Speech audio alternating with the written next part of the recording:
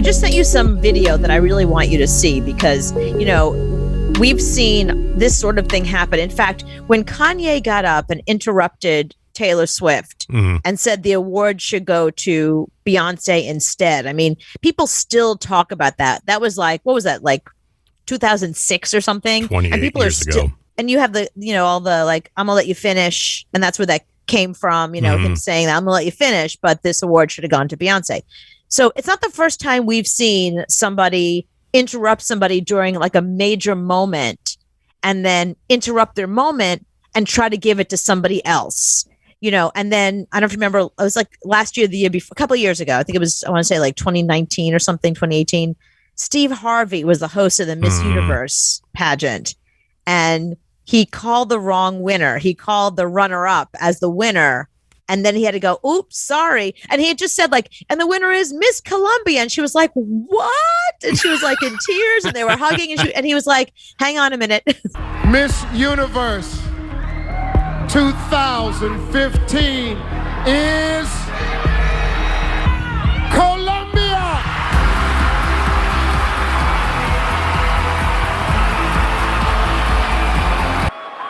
I have to apologize.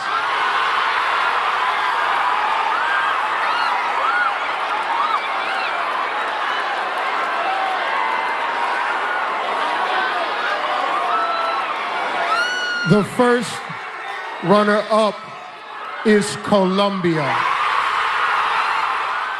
So, yeah, so he screwed that up. So in Sri Lanka, they have the Mrs. Sri Lanka. Just so you know, we have like Mrs. America, same kind of thing where like, you know, married women compete for like, it's a beauty pageant for married women. So I sent you the video and I want you to play it because it's, I think it's kind of like in that vein of totally savage what happens here. You can fast forward it. Just give me like a little bit of I just want to show people like, so the woman that wins, this is not much of a, I'm not giving much away since you probably don't know who she is. The woman that wins is, I think she's the one on the right. Mrs. Da Silva, I think is her name. So she wins, but I want you to fast forward to about a minute, 10 seconds in. 20! They're numbers, they're not even like names, but so that's her on the right. That's Mrs. Da Silva. She's just won. And they sash her, and then somebody comes with the crown. She is not happy at all. That one. Yeah, well, she's the runner-up. You know, she's pretty and worked hard, and you know, whatever.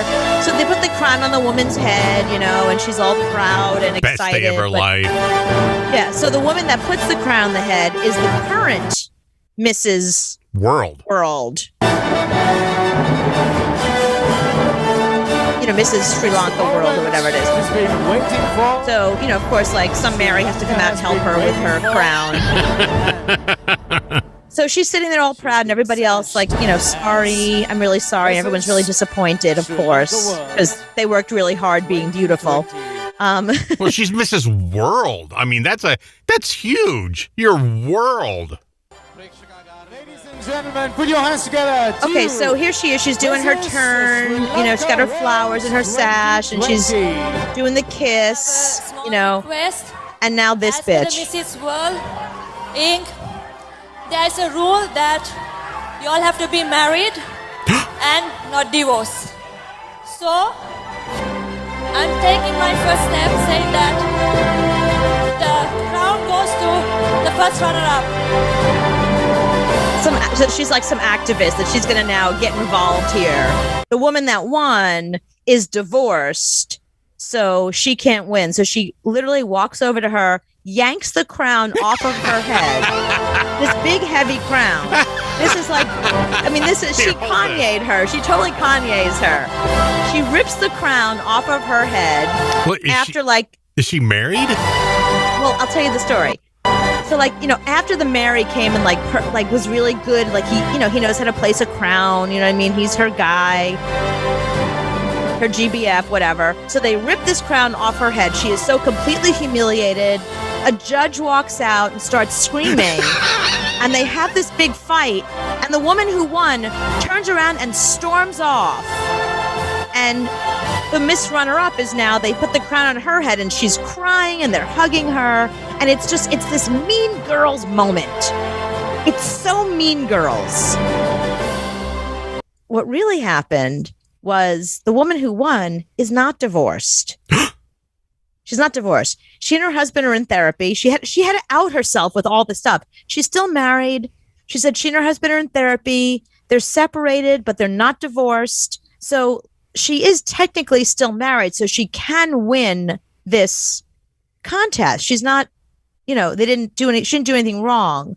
And she is now suing the pageant because of that now worldwide humiliation.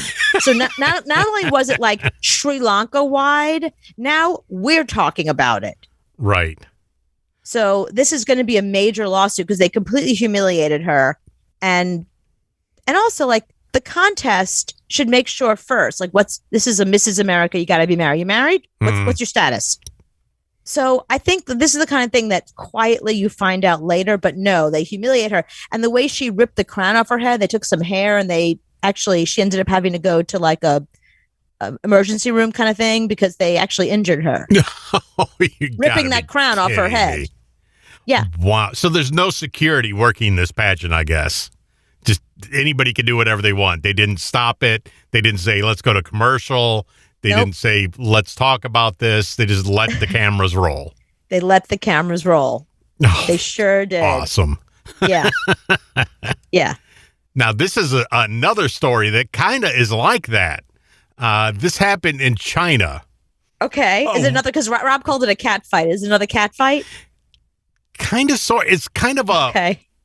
Oh, my God, what's going on? So woman is attending her son's wedding, and she's left in tears because she found her long-lost daughter. What? Okay, the mother-in-law was meeting the bride-to-be for the first time. At the wedding? At the wedding. I guess they met and they got together and they decided to get married. So the mom looks down at the bride-to-be's hand and sees a birthmark and says, "Oh, crap, are you my daughter?" Oh, my God. So her daughter is about to marry her son. Right. Is that what you're telling me? So she stops the wedding. She goes over to talk to the bride's parents. Uh-huh. And the bride's parents said, "Oh, my God, we adopted this girl 20 years ago." Oh, my God. So, that is our daughter, or your daughter. Oh, ew. Ew. So did everyone just start throwing up immediately? Well, and the thing is nobody knew about this. Only the parents knew. The daughter didn't even know she was adopted. Adopted? Right. She had no idea until this happened. Can you imagine you find out you're adopted on your wedding day because your mother, who you think is going to be your mother-in-law, comes to tell you that not only is she your mother, but you're about to marry your brother? Yeah. So the story gets better. What? There's more? So she goes, "Oh, crap, but I love this guy. I'm so happy this is the guy. We're at my wedding." And the mom said, "Oh, yeah, by the way, he's adopted also." Oh, thank God. So it's not your blood brother. You can marry this guy. Oh, phew. This all happened on one day. I was about to pass out. So wait, they were both adopted and nobody bothered to tell them they were adopted? They had no idea. So the girl goes, "Oh, my God, you're my real mom. Oh, this is oh, crap." Then that makes you my, oh, crap. And then the mom goes, No, he's adopted. He was never your brother. Adopted also. So wow. They're not biological. I have whiplash from that story. So they went on and they got married and everybody had a great day. But yeah, that's going to be a weird Christmas. Yeah. But see, that's the thing. I mean, I think that the parents now, if you're adopted, they tell you the minute you can talk. They want you to understand what adoption is and that you've been adopted. But there must be people out there that have decided not to tell somebody they've been adopted. I mean, let me ask you something, because I posted this story on Facebook and I'm kind of curious what you think about it. This is in the same vein. So This guy is sitting on a New York City subway. He's literally just sitting on the subway, and he looks down. He sees what he thinks is a doll, and he's like, "Oh, that doll is moving. Like, is it one of those animatronic dolls? Did someone leave it on the subway?" So he walks over to it, and he's like, "What's this doll doing here?" And he opens up the little blanket, and it's a baby.